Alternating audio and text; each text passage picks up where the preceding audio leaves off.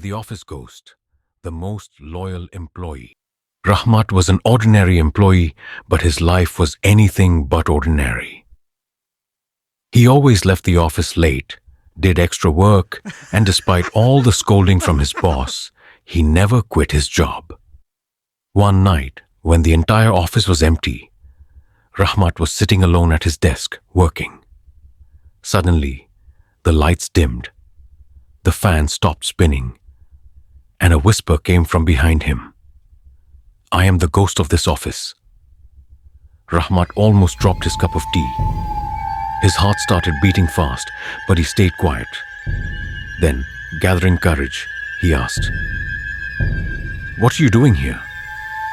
A cold sigh echoed in the air, and the voice replied, "I was about to ask you the same thing. Who works here this late at night?" Rahmat nervously answered, "The boss said I can't go home until I finish my work." Hearing this, the ghost burst into laughter. "Haha, the boss told me the same thing." Rahmat's eyes widened in shock. "What do you mean?" The ghost shook his head in disappointment and said, "I was also an employee here.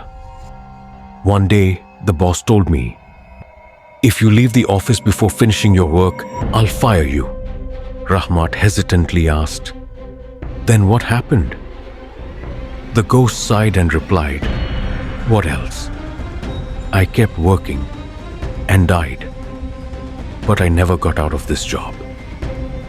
Rahmat immediately shut down his laptop, grabbed his bag, and ran out of the office thinking, "If I lose my job, I can find another one. But if I lose my life, I'll be stuck here forever." And the next day, for the first time ever, Rahmat came to the office on time. And the first thing he did was submit his resignation